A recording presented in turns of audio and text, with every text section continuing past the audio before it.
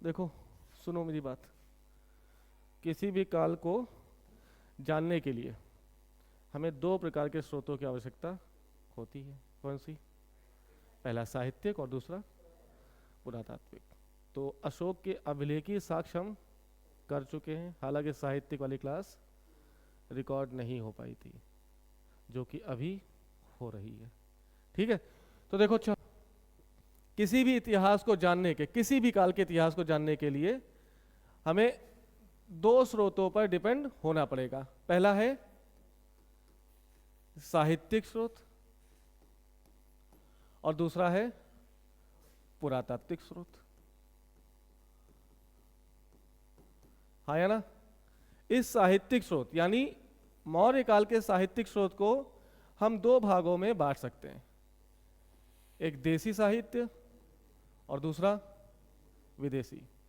क्योंकि मौर्य काल में कुछ विदेशी भी भारत आए, या तो आए, अगर नहीं भी आए तो उन्होंने विदेश में रहकर क्या किया? मौर्य काल के इतिहास को जानने का और लिखने का प्रयास किया। ठीक है, तो देसी और विदेशी। पुरातात्विक स्रोत में क्या करते हैं हम? अभिलेखों का अध्ययन, या जो भी उत्खनन करके हमें जो प्राप्त होगा उससे हम इतिहास को जानने का प्रयास करते हैं। अभिलेखी साक्ष्य की चर्चा लास्ट क्लास में हो चुकी है। यानी मौर्य काल को हम पुरातात्विक आधार पर कैसे जानेंगे? तो हमने कहा एडिक्ट्स। ये किसके एडिक्ट्स हैं? अशोक के। यानी इतिहास में पहली बार ऐसा शासक जिसने अपनी राजादेशों को अभिलेखीय माध्यम से जनता को संबोधित करने का प्रयास। तो अगर पूछा जाए कि इतिहास में पहला शासक कौन है भारत के इतिहास में जिसने अपने समाज की, अपने राज्य की सारी जानकारी का माध्यम अभिलेखों को बनाया, तो आंसर क्या होगा? अशोक से पहले अभिलेखी साक्ष्य हमारे पास उपस्थित नहीं थे। इसकी विस्तृत चर्चा हो चुकी है। हम किसकी बात करेंगे आज? साहित्यिक। साहित्यिक में भी देसी और विदेशी स्रोत। ठीक है, तो मौर्य काल को जानने के कौन से स्रोत? साहित्यिक स्रोत। कितने हैं? देसी और विदेशी। देसी साहित्य को भी दो भागों में बांट दो। पहला दिख रहा है? ये दिख रहा है कलर?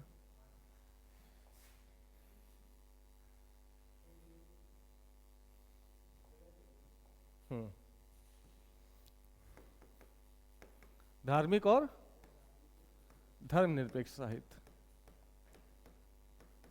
तो पहले तो ये बताओ, धार्मिक साहित्य कौन होते हैं और धर्मनिरपेक्ष साहित्य कौन होते हैं? यानी धार्मिक साहित्य का मतलब इसका सीधा सीधा संबंध किसी विशेष धर्म से होगा। यानी बौद्ध धर्म से संबंधित किसी व्यक्ति ने या भिक्षु भिक्षुणी ने कोई साहित्य लिखा होगा तो उसको क्या कहेंगे? हिंदू धर्म से संबंधित किसी व्यक्ति ने कोई साहित्य लिखा होगा तो क्या कहेंगे? हिंदू धर्म का धार्मिक साहित्य। जैन धर्म का कोई अगर साहित्य लिखेगा तो क्या कहेंगे? यानी इस साहित्य में धर्म का पुट साफ साफ दिखाई देगा। जैसे अगर हम धार्मिक साहित्य की बात करें तो बौद्ध धर्म के साहित्य हमें मौर्य काल की जानकारी दे रहे हैं। हमें जैन धर्म के साहित्य हमें मौर्य काल की जानकारी दे रहे हैं। हमें हिंदू धर्म के साहित्य मौर्य काल की जानकारी दे रहे हैं। बौद्ध धर्म में भी अगर देखो तो कौन से साहित्य हैं? जैसे दीपवंश है कि नहीं, जैसे महावंश, जैसे दिव्यावदान, जैसे त्रिपिटक। त्रिपिटक का कौन सा निकाय? अभिधम्म कोश का कौन सा निकाय? खुद्दक निकाय और दीर्घ निकाय। मेरी बात समझे? यानी बौद्ध धर्म जब हम झांक के देखेंगे, बौद्ध धर्म के धार्मिक साहित्य में झांकेंगे तो हमें इन सारे साहित्यों में अशोक काल के जानकारी प्राप्त हो रही है। आगे बात समझ में। जैन धर्म, जैन धर्म का जैसे भगवती सूत्र, कल्प सूत्र, सिंगली साहित्य, यह भी हमें मौर्य काल की जानकारी दे रहा है। जैसे कल्प सूत्र में कहा गया है कि चंद्रगुप्त मौर्य ने अपने अंतिम समय में, जब मगध में 12 वर्षों का अकाल पड़ा, तो अंतिम समय में उसने जैन धर्म को स्वीकार कर लिया। किसने किया? चंद्रगुप्त मौर्य, यानी मौर्य वंश की जानकारी मिली। और यह अपने गुरु भद्रबाहु के साथ श्रावण बेलगोला की पहाड़ियों में स्थित चंद्रगिरी की पहाड़ियों में जाकर सल्लेखना को प्राप्त कर लेगा। यानी हमें जानकारी किसकी मिली? मौर्य काल के चंद्रगुप्त मौर्य की जानकारी। ठीक है। इसी तरह हिंदू धर्म में मत्स्य पुराण नामक एक पुराण है, जिसमें अशोक को अशोक वर्धन के नाम से जाना जा रहा है। यह अशोक कौन है? मौर्य वंश का तीसरा शासक। उसको किस नाम से जाना गया? अशोक वर्धन के नाम से। यानी हमें तीनों साहित्य जो धार्मिक है, इसमें कहीं ना कहीं मौर्य काल की जानकारी प्राप्त हो रही है। इसी तरह से धर्मनिरपेक्ष साहित्य, ठीक है, कौन सा? जैसे कौटिल्य का अर्थशास्त्र, और ये विदेशी में है, जैसे विशाख दत्त द्वारा लिखित मुद्रा राक्षस,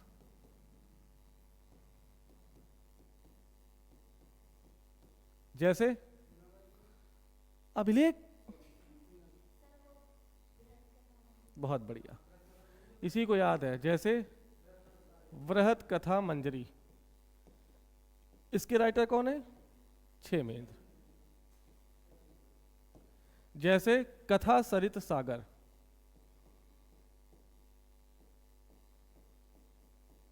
इसके राइटर सोमदेव।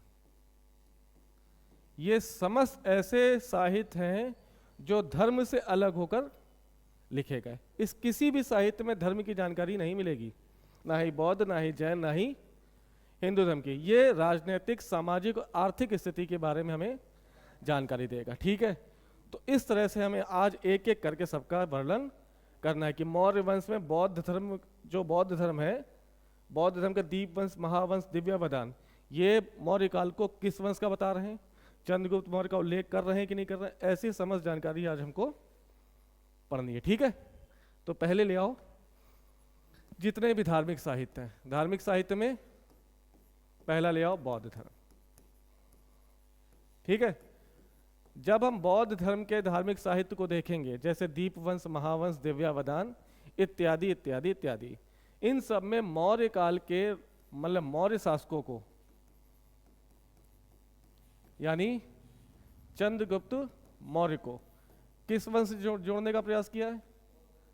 ये बता रहे हैं कि क्षत्रिय धर्म के सभी शासक थे। यानी हमें चंद्रगुप्त मौर्य के वंश की जानकारी कहाँ से मिली? बौद्ध धर्म के दिव्यावदान, दीपवंश, महावंश से। ठीक है। ये क्या कह रहे हैं? ये चंद्रगुप्त मौर्य को क्षत्रिय बता रहे हैं। ऐसा क्यों? क्षत्रिय क्यों बता रहे हैं? ये बौद्ध धर्म अपना लिया था। हाँ, अगर राजा क्षत्रिय है तो तुमने देखा कि महात्मा बुद्ध भी क्षत्रिय थे। ऐसे में क्षत्रिय राजा किसी क्षत्रिय शासक द्वारा स्थापित धर्म को संरक्षण देगा कि नहीं देगा? कब देगा? जब उसको लगेगा कि हाँ, हम भी क्षत्रिय हैं। इस वजह से, यानी बौद्ध धर्म को संरक्षण मिलने के लिए, बौद्ध धर्म को संरक्षण प्रदान करने के लिए बौद्ध साहित्य ने चंद्रगुप्त मौर्य को क्षत्रिय वंश का बताया। आगे बात सुनिए। इसी तरह से जैन धर्म के जितने साहित्य हैं, चाहे वो भगवती सूत्र हो, चाहे कल्प सूत्र हो, चाहे सिंघली अनुश्रुति हो, इन सारी चीजों में भी हमें मौर्य वंश की जानकारी प्राप्त हो रही। भगवती सूत्र भी चंद्रगुप्त मौर्य को क्षत्रिय वंश का बता रहा है। क्यों? क्योंकि जैन धर्म के 24वें तीर्थंकर का वंश क्या था? क्षत्रिय। राजा के घर में पैदा हुए थे ना। इस वजह से क्यों? क्योंकि जैन धर्म को भी संरक्षण की आवश्यकता थी और संरक्षण देने का काम चंद्रगुप्त मौर्य द्वारा किया गया। तो अंतिम वर्षों में चंद्रगुप्त मौर्य ने जैन धर्म को स्वीकार कर लिया था। इसकी जानकारी का स्रोत क्या है? भगवती सूत्र। और ये किस वंश के मान रहे हैं? क्षत्रिय। तो अगर पूछा जाए बौद्ध धर्म और जैन धर्म के अनुसार मौर्य किस वंश के थे, याद रखोगे? दूसरा आ जाओ। एक बचा है हिंदू धर्म। हिंदू धर्म का मत्स्य पुराण। मत्स्य पुराण में भी मौर्य काल की जानकारी के स्पष्ट साक्ष्य दिखाई दिए। जैसे मौर्य वंश के तीसरा शासक कौन है? अशोक। इस अशोक का वर्णन मत्स्य पुराण में किया गया है। किस नाम से? अशोक वर्धन। अब जब नाम होगा तो नाम के पीछे मौर्य वंश की जानकारी कि इसने क्या काम किए, कल्याणकारी राजा था कि नहीं था, अपने साम्राज्य को स्थापित करने के लिए इसने क्या क्या प्रयास किए, ये समस्त जानकारी हमें मत्स्य पुराण से मिलेगी। आगे बात समझ में। तो चाहे बौद्ध धर्म हो चाहे जैन धर्म, ये दोनों धर्म चंद्रगुप्त मौर्य या मौर्य वंश को किस वंश का मानना है? क्षत्रिय। इसके पीछे का कारण समझ में आ गया। मत्स्य पुराण क्या कह रहा है? मत्स्य पुराण अशोक की जानकारी अशोक वर्धन के रूप में प्रदान कर रहा है, यानी यही वो अशोक है जो अशोक वर्धन के रूप में मत्स्य पुराण में लिखे गए हैं। आगे बात समझ में। अब कौन सा साहित्य बचा? धर्मनिरपेक्ष साहित्य। एक एक करके सभी की जानकारी होगी, ठीक है। तो पहला कौन है? कौटिल्य द्वारा रचित अर्थशास्त्र। तो अर्थशास्त्र में मौर्य वंश की सामाजिक, राजनैतिक, आर्थिक, सांस्कृतिक, राजस्व, इन सभी की जानकारी का स्रोत हमारे पास उपलब्ध है। किस रूप में? कौटिल्य द्वारा रचित अर्थशास्त्र में समस्त जानकारी का उल्लेख मिलता है। किस वंश का? मौर्य वंश का। आगे बात समझ में। तो कौटिल्य को जानो कौन है? कौन है कौटिल्य? कौटिल्य का रियल नाम चाणक्य। चाणक्य नाम देने के पीछे का कारण इनके पिता का नाम जनक था। इनका जन्म तक्षशिला में हुआ था। तक्षशिला से पैदा हुए और यहीं पर इन्होंने शिक्षा दीक्षा प्राप्त की, ठीक है। और ये बाद में तक्षशिला के प्रिंसिपल या अध्यापक भी बन गए, ठीक है। इनकी कई उपाधियां पूछी जाती हैं, जैसे इनको विष्णुगुप्त की उपाधि भी प्राप्त थी। कोई पूछे विष्णुगुप्त का मतलब, तो तुम्हें बताना है नीति का ज्ञाता। जो भी व्यक्ति नीतियों का ज्ञाता होगा उसको विष्णुगुप्त कहा जा सकेगा। और विष्णुगुप्त के रूप में कौन विद्यमान है हमारे पास? चाणक्य। तो पहली उपाधि विष्णुगुप्त, ठीक है। इन्हीं की दूसरी उपाधि द्विजर्षभ भी इन्हें कहा गया है, अर्थात श्रेष्ठ ब्राह्मण। यानी चाणक्य श्रेष्ठ ब्राह्मण के रूप में हमारे सामने विद्यमान है। क्या उपाधि है? द्विजर्षभ। मतलब ऐसा व्यक्ति जो जन्म से भी ब्राह्मण हो और अपने कर्मों से भी ब्राह्मण हो, तो उसको क्या कहा गया? द्विजर्षभ। इनकी एक अन्य उपाधि है, इन्हें भारत का मैकियावली कहा जाता है। भारत का मैकियावली।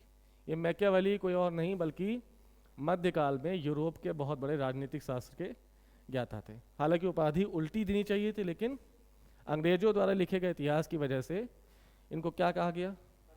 भारत का मैकियावली। बल्कि अगर सही मायने में देखा जाए तो मैकियावली और चाणक्य के मध्य जो एज डिफरेंस है, यानी ये पहले हैं और ये बहुत बाद में हैं, 1000 वर्ष बाद, लगभग 1200 वर्षों बाद। तो जो पहले होगा उसके नाम से उपाधि देनी चाहिए कि जो बाद में होगा उसके नाम से उपाधि देनी चाहिए? होगा कि नहीं? अंग्रेज वाइट बर्डन थ्योरी याद करो जो बताया था। नहीं, ये अंग्रेजों की साजिश है। अगर ऐसे आदमी को भारत का बना दिया जाएगा और इनका विस्तृत अध्ययन अगर इतिहासकार में लिख दिया जाता, तो अंग्रेजों को जो अंग्रेजों ने फैलाया है, कहाँ क्या कि सभ्य, हम बहुत सभ्य हैं और हम जो विश्व में कहीं भी जा रहे हैं असभ्यता को सभ्यता में परिवर्तित करने जा रहे हैं। और भारत सपेरों का देश है, यहाँ पे असभ्यता भरी हुई है, और ऐसे असभ्य समाज में चाणक्य जैसा विद्यमान आदमी नहीं हो सकता। इस वजह से उपाधि क्या की, भारत का मैकियावेली। जबकि सही मायनों में कोई सही बोले तो यूरोप का चाणक्य कौन होगा, ये अच्छा है। यूरोप का चाणक्य की उपाधि मैकियावेली को देनी चाहिए, ना कि भारत के मैकियावेली की उपाधि चाणक्य को। बात समझ में आ गई। हालांकि जो भी है, लेकिन ये पूछा जाता है। विष्णुगुप्त कौन, द्विजर्षभ कौन, और भारत का मैकियावेली कौन। ठीक है, क्या लिखा है इन्होंने, अर्थशास्त्र। कितने अध्याय में विभाजित है, 15 अध्याय। ठीक है, अर्थशास्त्र जब चाणक्य ने लिखी तो कई सौ वर्षों बाद अर्थशास्त्र पूरी तरह से विभाजित हो गई, कई सारे पन्नों में फट गई और इधर उधर भारत के विभिन्न हिस्सों में बढ़ गई। तो चाणक्य के अर्थशास्त्र का सही साक्ष्य हमारे पास कई सालों तक उपलब्ध नहीं रहा। इसको सबसे पहले संकलित करने का प्रयास डॉक्टर श्याम शास्त्री ने किया। किसने किया, प्रोफेसर श्याम शास्त्री ने अर्थशास्त्र को पहली बार खोजा और खोज कर संकलित करने का प्रयास किया। आगे बात समझे। जब 15 अध्याय हैं तो इसके कितने सब टॉपिक होंगे, 180 सब टॉपिक्स में अर्थशास्त्र विद्यमान है। कितने अध्याय, 15 अध्याय, 180 सब टॉपिक। खोजा किसने, प्रोफेसर श्याम शास्त्री ने। भाषा किसमें है, संस्कृत में लिखा गया ग्रंथ है। आगे बात समझ में। ठीक है, लाइट पंखा नहीं चलेगा। प्रोफेसर श्याम शास्त्री ने 1905 में अर्थशास्त्र को खोजा, 1909 में इसको संकलित करके पहली बार प्रकाशित किया, और 1915 में इसका अंग्रेजी में पहली बार अनुवाद किया गया। तो पूछा जाएगा कि जो अर्थशास्त्र है उसको पहली बार किसने खोजा, यानी चाणक्य ने कोई ऐसी किताब लिखी है, इसकी पहली बार जानकारी हमारे पास कब आई, 1905। और 1905 है किसका समय, भारत में कौन है, अंग्रेज है। तो चाणक्य को कौन सी उपाधि देंगे, भारत का मैकियावेली। आगे बात समझ में, क्या क्या बात की गई। चाणक्य इसमें सारी राजनीतिक बातें कर रहा है, राज्य का शासन कैसे संचालित होगा इसकी बात कर रहा है, राजा का कैसा बिहेवियर होना चाहिए, यानी राजा का व्यवहार कैसा होना चाहिए इसकी बात कर रहा है, शासन तंत्र किनके माध्यम से चलाना चाहिए इनकी बात कर रहा है, राजा के नियंत्रण में कौन कौन सी चीजें होनी चाहिए इसकी बात कर रहा है, सेना के संगठन की बात कर रहा है, राजा को सहायता देने के लिए मंत्री परिषद हो इसकी बात कर रहा है। मेरी बात समझ रहे हो। तो प्रशासन के संबंध में छोटी छोटी बातों की स्पष्ट जानकारी हमें कौन दे रहा है, अर्थशास्त्र। अर्थशास्त्र में लिखी गई कई सारी बातें आज भी रेलिवेंट हैं। प्रशासन पूरा भारत का चाणक्य के बाद इन्हीं के अर्थशास्त्र के द्वारा शासित होता दिखाई दिया। बात समझ में आ गई। इसमें बताया है कि जहाज रानी जैसे उद्योग पर राज्य का डायरेक्ट नियंत्रण होना चाहिए, और ये बात आज भी रेलिवेंट है। रक्षा,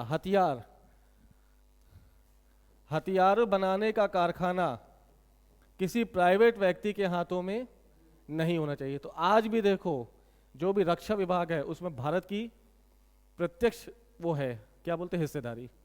क्या आज भी हथियार किसी प्राइवेट द्वारा बनाया गया, नहीं ना। शराब जैसे उद्योग पर डायरेक्ट राज्य का प्रत्यक्ष नियंत्रण होना चाहिए। आज भी देखो लिकर वाले विभाग पर किसका नियंत्रण है, कौन बेच रहा है, लाइसेंस सरकार दे रही है। तुम कच्ची शराब बनाते देख लो, उठा के ले जाएगी, पटक के मारेगी। लाइसेंस हाँ तो सरकार अलॉट करता है, ठेका ठेके कौन अलॉट करता है? सरकार करती। आगे बात समझे? तो ये सब आज भी रेलिवेंट है। और क्या बता रहे थे? इसी अर्थशास्त्र में कहा गया है कि राज्य का संचालन यानी राजा को सहायता देने के लिए या राज्य का संचालन करने के लिए 7 सप्तांग सिद्धांतों की आवश्यकता होती है। कितने? यानी पहले नंबर पे कौन है? राजा या स्वामी। सप्तांग सिद्धांत किसने दिया? चाणक्य ने। पहले नंबर पे, यानी ये बिल्कुल शासन की रीढ़ की हड्डी है, बिना राजा के साम्राज्य का अस्तित्व हो नहीं सकता। ठीक है। दूसरे नंबर पे अमात्य, बिना अमात्य के राजा अंधा है, यानी अमात्य क्या है? राजा की आंखें। तीसरे नंबर पे जनपद, पूरा साम्राज्य जिस पर टिका है वो जनपद, यानी ये क्या है? राजा की जांघें। चौथा नंबर दुर्ग, दुर्ग या किला। साम्राज्य के चारों अगर दुर्ग नहीं होगा तो कोई भी विदेशी आक्रमण करेगा और साम्राज्य को सत्यानाश कर देगा। तो ये क्या है? बाहें। चौथे नंबर पे, सॉरी 5वें नंबर पे धन या कोष। ये क्या है? मस्तिष्क। 5वां सेना। और छठा मित्र या दोस्त। और अर्थशास्त्र में चाणक्य ने कहा कि ये बाकी के 6 लोग किस पर डिपेंड है? इस राजा पे। राजा मजबूत तो सप्तांग सिद्धांत के 6 लोग बहुत मजबूत। राजा कमजोर तो अमात्य भी कमजोर, जनपद भी कमजोर, दुर्ग भी कमजोर, धन भी कमजोर, सेना भी कमजोर। और यानी राजा का मजबूत होना सबसे आवश्यक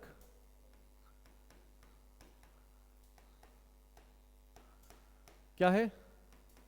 शर्त है।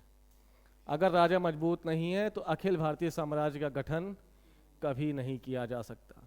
इस वजह से चाणक्य ने अपनी जवानी के बहुमूल 8 वर्ष कितने किसके ऊपर खपा दिए थे? चंद्रगुप्त मौर्य पर। इनको ले गए थे चाणक्य जब बेइज्जत होकर धन के दरबार से निकले और कहाँ जा रहे थे? मगध से निकले, विंध्याचल पर्वत से होते तक्षशिला जा रहे थे। ठीक। तक्षशिला में यानी विंध्याचल पर्वत में उन्हें कौन मिला? एक छोटा सा बालक राजकिलम नामक खेल खेलते हुए प्रभावित हुए। उनके रिश्तेदारों को जो चंद्रगुप्त मौर्य को पाल रहे थे उनको 1000 करसपड़ देकर चंद्रगुप्त मौर्य को खरीद लिया और आने वाले 8 वर्ष किसको बनाने में लगा दिए? चंद्रगुप्त मौर्य को। कैसे बना रहे होंगे? मजबूत या कमजोर?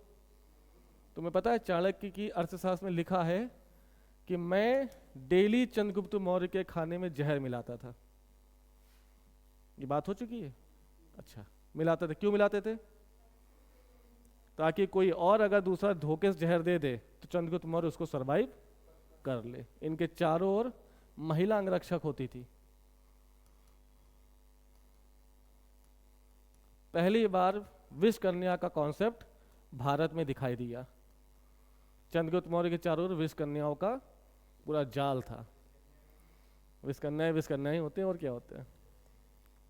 विषकन्या क्या होती हैं? नहीं समझे? विषकन्या है नाखूनों में उनके जहर लगा होता है। और जब चंद्रगुप्त मौर्य इंटीमेट टाइम पे होगा तो नाखून लगेंगे, नाखून जहर जाएगा शरीर में और जहर पूरा उसको उसकी बॉडी को क्या करेगा? रेजिस्ट करेगा और ज़्यादा शक्तिशाली बनाएगा। तो धोखे से एक बार चंद्रगुप्त मौर्य अपने दरबार में नहीं थे, खाना लाया गया, चाणक्य ने जहर मिला दिया। जहर उनको नहीं पहुंचा लेकिन चंद्रगुप्त मौर्य की बीवी ने वो खाना खा लिया। चाणक्य को पता चला, भागते हुए गए क्योंकि मर जाती, हालांकि मर भी गई थी। हाँ, और फिर इसके बाद वो प्रेग्नेंट थी। सिजेरियन से बिंदुसार को निकाला गया, उसके बॉडी में जहर फैल चुका था पूरे शरीर में। छोटे छोटे दाने थे, जिस वजह से उसको क्या कहा गया? बिंदु, बिंदुसार। मेरी बात समझ रहे हो? तो जहर खिलाने की परंपरा बहुत पहले से चली आ रही थी। क्यों? कैसा होना चाहिए? धन को हराना है तो राजा शक्तिशाली होना ही चाहिए, नहीं तो ये सब चीजें खराब हो जाएंगी और अखिल भारतीय साम्राज्य भारत में अस्तित्व में आ ही ना पाता। ये सारी जानकारी हमें कहाँ मिल रही है? अर्थशास्त्र में। अर्थशास्त्र में पहली बार एक संगठित गुप्तचर विभाग की बात की गई, जिसे अर्थशास्त्र में क्या कहा गया? महामात्य सर्प। क्या कहा गया? तो पूछा गया महामात्य सर्प क्या है? गुप्तचर विभाग। तो गुप्तचर विभाग है तो गुप्तचर भी होंगे, होंगे कि नहीं होंगे? और गुप्तचरों को चाणक्य ने गूढ़ पुरुष कहकर पुकारा। यही वो चाणक्य है जो कह रहा है कि राजा को निरंकुश नहीं होना चाहिए, राजा को जनता का शोषण नहीं करना चाहिए, बल्कि राजा के कार्य कल्याणकारी होने चाहिए। पहली बार राजत्व के सिद्धांत को वास्तविकता के धरातल पर उतारने का प्रयास चंद्रगुप्त मौर्य द्वारा किया गया, सॉरी चाणक्य द्वारा किया गया। आ गई बात समझ में? तो सारी चीजें डिटेल में सब कुछ बातें इसमें की गई हैं। ठीक, इसमें क्या बताया गया? मौर्य वंश को कहा गया कि यह क्षत्रिय है। ठीक है, नेक्स्ट देखो दूसरी किताब विशाख दत्त द्वारा लिखी गई मुद्रा राक्षस। बस इसमें एक बात याद रखना कि इसमें चंद्रगुप्त मौर्य को वृषल से वो कहलाया गया। क्या कहा गया? वृषल का मतलब शूद्र। तो किस साहित्य के द्वारा चंद्रगुप्त मौर्य को वृषल कहा गया? वृषल का अर्थ क्या होता है? शूद्र होता है। ठीक है, पक्का? नेक्स्ट देखो, अब आ जाओ विदेशी साहित्य। विदेशी साहित्य में कई सारे इतिहासकारों ने, कुछ भारत आए और कुछ भारत नहीं आए, फिर भी अध्ययन के अनुसार उन्होंने मौर्य काल का अध्ययन करके एक नया सिद्धांत या साहित्य लिखने का प्रयास किया। पहले कौन है? तो सबसे मोस्ट इंपॉर्टेंट इंडिका। किसके द्वारा लिखी गई है? मैगस्थनीज। ठीक है, एक और है साहित्यकार प्लिनी, इनकी किताब का नाम है नेचुरल हिस्टोरिका। ठीक है, प्लूटार्क, ठीक है, एपानियस, जस्टिन,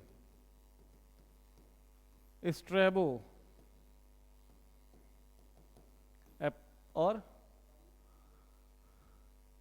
प्लिनी हो गए, प्लूटार्क हो गए, एपानियस हो गए, जस्टिन हो गए, स्ट्रेबो हो गए और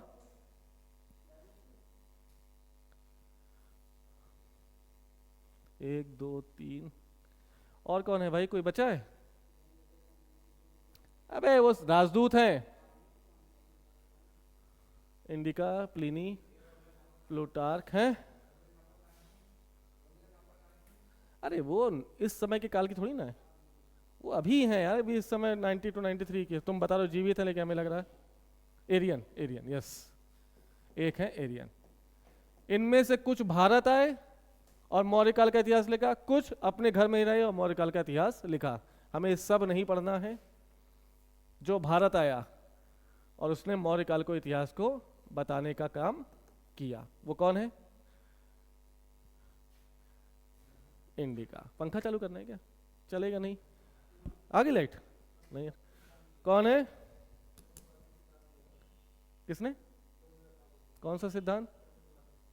हाँ, क्रमिकवादी सिद्धांत। तो देखो इंडिका में क्या बात की गई। तो मैगस्थनीज है कौन, पहले बताओ। इंडिका को जानने से पहले बताओ मैगस्थनीज कौन है? एक राजदूत है जो सीरिया के शासक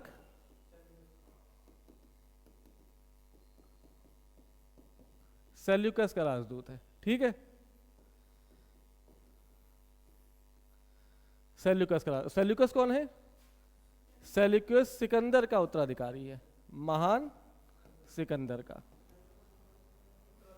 उत्तराधिकारी है। ठीक है, जब सिकंदर भारत में आक्रमण करने आया उस समय मौर्य साम्राज्य नहीं है, उस समय धननंद का समय है। ठीक है, धननंद के समय में सिकंदर ने उत्तर पश्चिम भारत पर आक्रमण किया, लेकिन वो पूरे विश्व को जीतते हुए आ रहा था, यानी मध्य एशिया से पूरे भाग को जीतते हुए भारत में प्रवेश किया उसने, और प्रवेश करते करते काफ़ी टाइम हो गया था, तो उसकी सेना पूरी तरह से थक गई थी।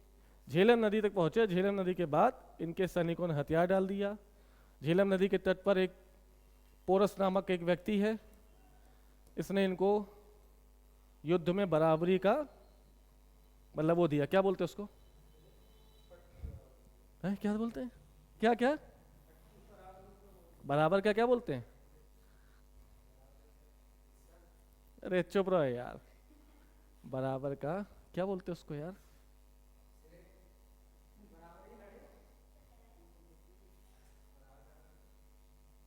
देखो यार यहाँ पर है लेकिन निकल नहीं रहा, क्या बोलते हैं उसको, मुकाबला, बराबरी का मुकाबला, गुड, मतलब बराबरी का मुकाबला हुआ है ना। तो बराबरी का मुकाबला दिया किसने, पोरस ने, किसको, सेना थक चुकी थी, इन्होंने कहा चलो वापस चलते हैं। तो उत्तर पश्चिम के कुछ भाग सिकंदर जीत गया था, जिस पर अपने सैनिकों को उसने, सेना नायकों को बैठाल दिया और कहा तुम राज करो और मैं जा रहा हूँ वापस।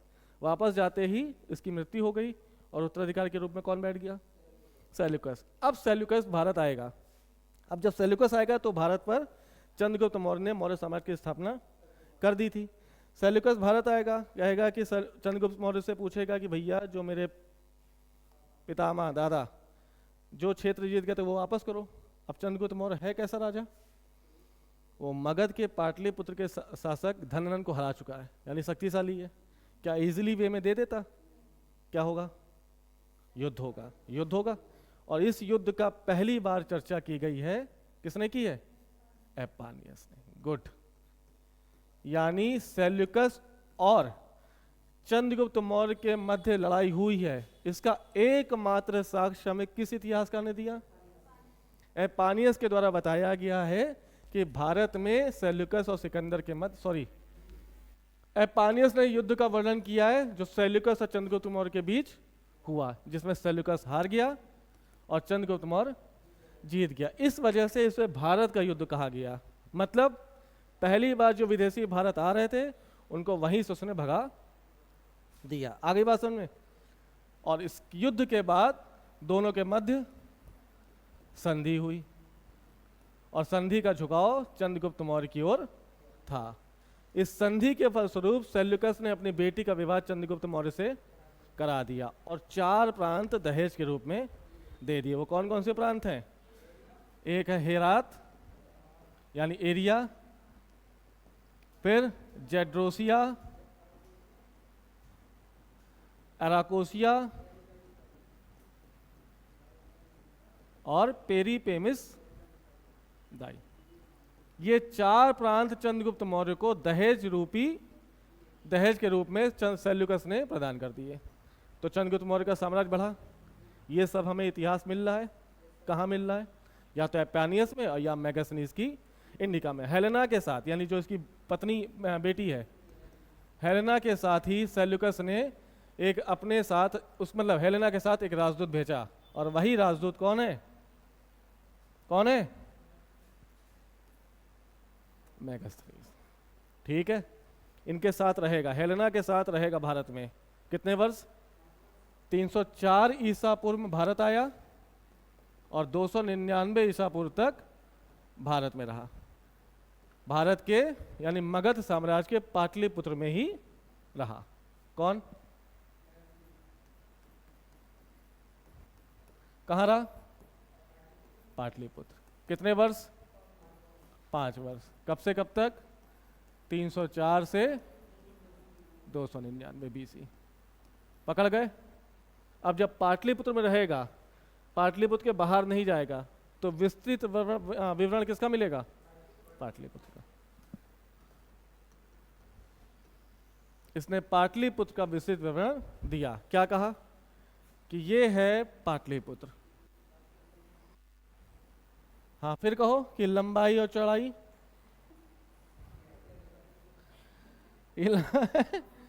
बताया गया है कि जो लंबाई है पाटलिपुत्र की 80 स्टेडिया है और चौड़ाई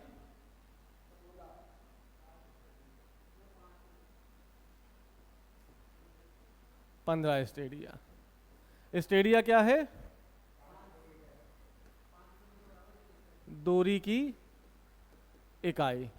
और 5 स्टेडिया में 1 किलोमीटर होता है। तो पाटलिपुत्र कितने किलोमीटर लंबा था? 16 किलोमीटर। आगे बात समझ में?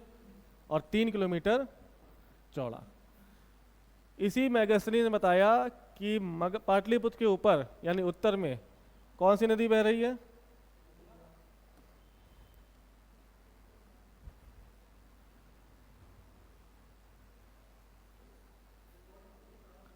हाँ हाँ, ये गंगा नदी है।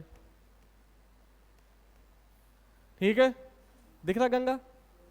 इसके पश्चिम में कौन सी नदी बह रही है?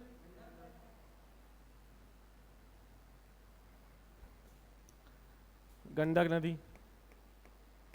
इसके दक्षिण में कौन सी नदी बह रही है?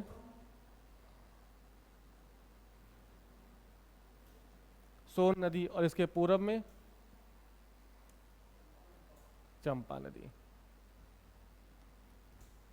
ठीक है, यानी ये ऐसा क्षेत्र है, ऐसी राजधानी है जो चारों तरफ नदियों से घिरा है और सबसे ज्यादा सुरक्षित राजधानी है। और सुरक्षा देने के लिए कहा है कि पाटलिपुत्र के चारों ओर पाटलिपुत्र के चारों ओर 185 मीटर चौड़ी और 30 हाथ गहरी एक खाई भी बनी है। क्या कहा उसने? क्या कहा? एक खाई है जिसकी गहराई है 185 मीटर चौड़ी और 30 हाथ गहरी इसकी डेप्थ है।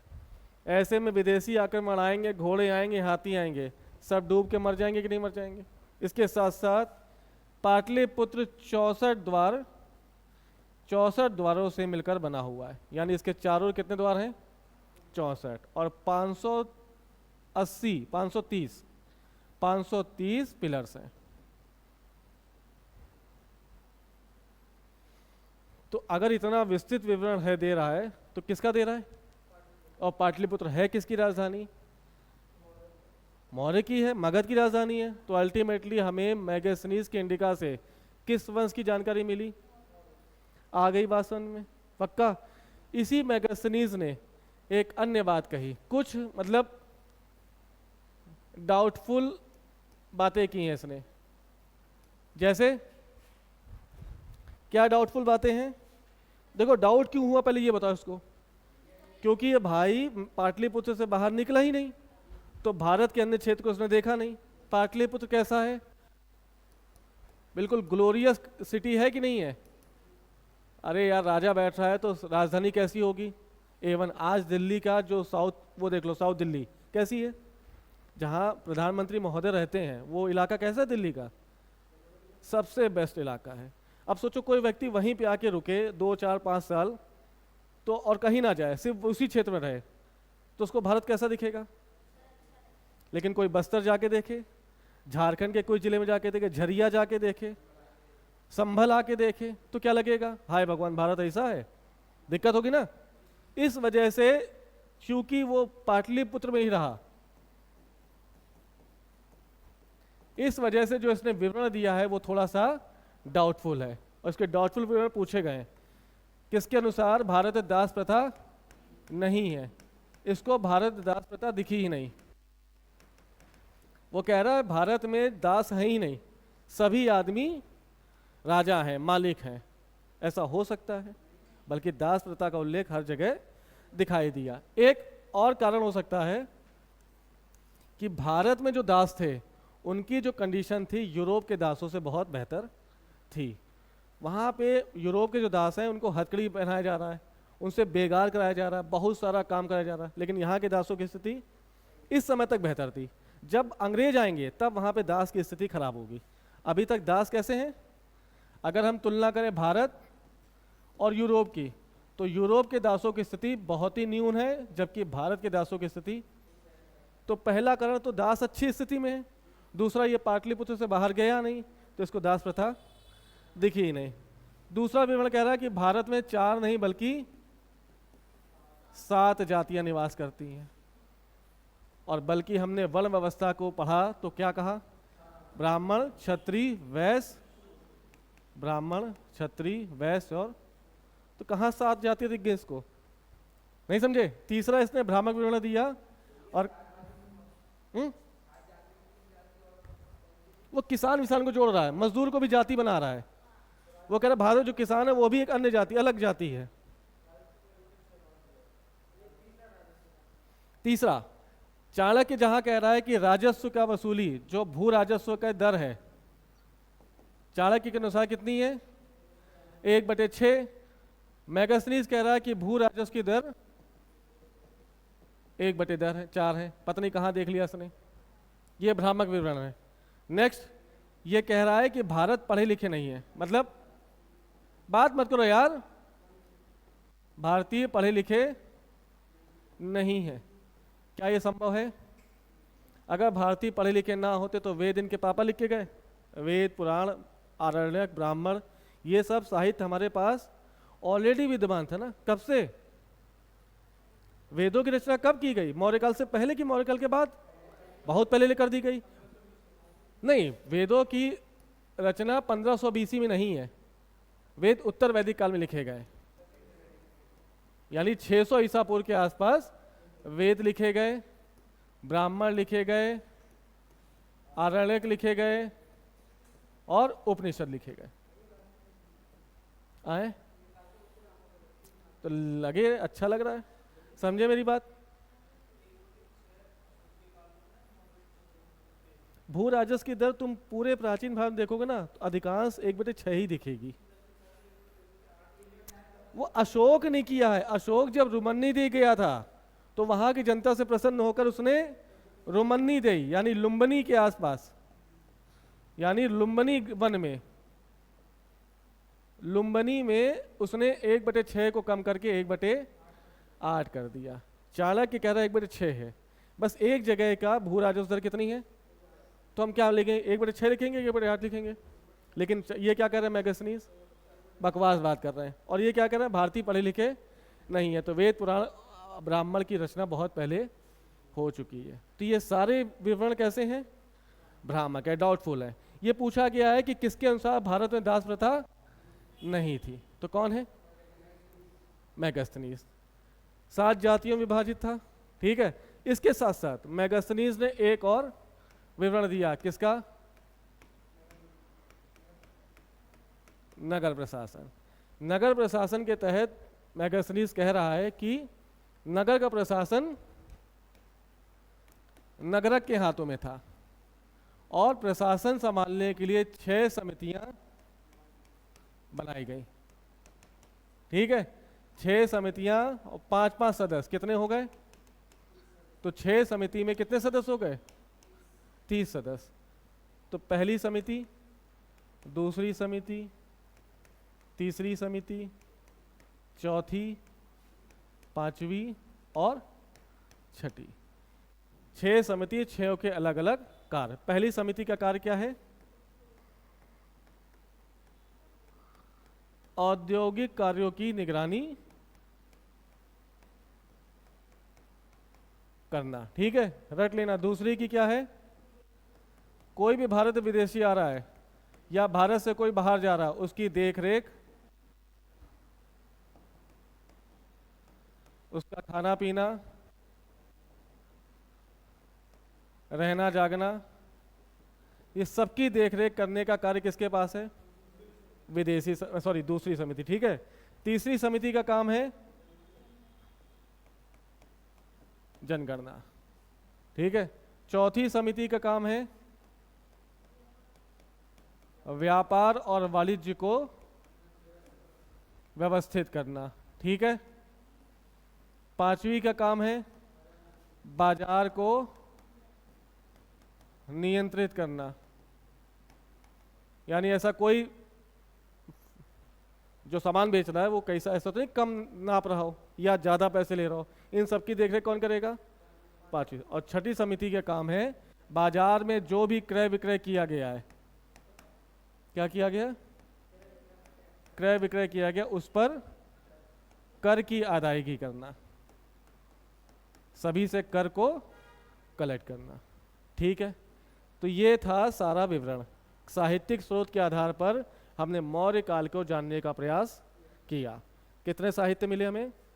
तो पहला धार्मिक साहित्य, धार्मिक में बौद्ध धर्म, जैन धर्म और हिंदू धर्म, ये तीनों धर्मों से हमें अशोककालीन या मौर्यकालीन जानकारी के स्रोत प्राप्त हो रहे हैं। धर्मनिरपेक्ष साहित्य में अर्थशास्त्र व्यापक विवरण दे रहा है, मैगस्थनीज की इंडिका व्यापक विवरण दे रही है, विशाख दत्त की मुद्रा रक्षक व्यापक विवरण दे रही है। इसके अलावा भी कथा मंजरी, बृहत कथा मंजरी और कथा सरित सागर, ये दोनों ही व्यापक विवरण दे रहे हैं। फिर क्या देखा? अर्थशास्त्र के बारे में कितने अध्याय में बटी है? 15 अध्याय में बटी है। 180 उपखंड हैं। खो गई थी, खोजा किसने? प्रोफेसर श्याम शास्त्री ने। संस्कृत भाषा में है। किसका उल्लेख? मौर्यकाल की सामाजिक, राजनीतिक, आर्थिक, सांस्कृतिक सभी चीज़ों का उल्लेख अर्थशास्त्र में मिलता है। और तुम देखोगे तो मौर्य प्रशासन पूरी तरह से किसके द्वारा संचालित है? अर्थशास्त्र। यानी अर्थशास्त्र में कही गई सभी बातों को मौर्य के राजाओं ने आत्मसात करने का प्रयास किया। मैगस्थनीज की इंडिका में इसने किसका विवरण दिया? पाटलिपुत्र का व्यापक विवरण मिला। पाटलिपुत्र के अलावा उसके कुछ भ्रामक विवरण हैं, जैसे भारत में दास प्रथा नहीं है, भारत में 7 प्रकार की जातियां हैं, 1/6 भूराजस्व की जगह 1/4 भूराजस्व है, और कि भारतीय पढ़े लिखे नहीं है। ये सभी भ्रामक हैं। और फिर क्या देखा हमने? हाँ, मैगस्थनीज ने नगर प्रशासन को 6 समितियों के माध्यम से चलाने का बात की। 6 समिति में पहली समिति औद्योगिक कार्यों की निगरानी, दूसरी विदेशियों की देखरेख, तीसरी जनगणना, चौथी व्यापार वाणिज्य, पांचवी बाजार और छठा क्या है? साहित्यिक सोच। समझ गए? बाकी कल मिलते हैं मौर्य काल की प्रशासनिक व्यवस्था से। ठीक है, बंद करो इसको।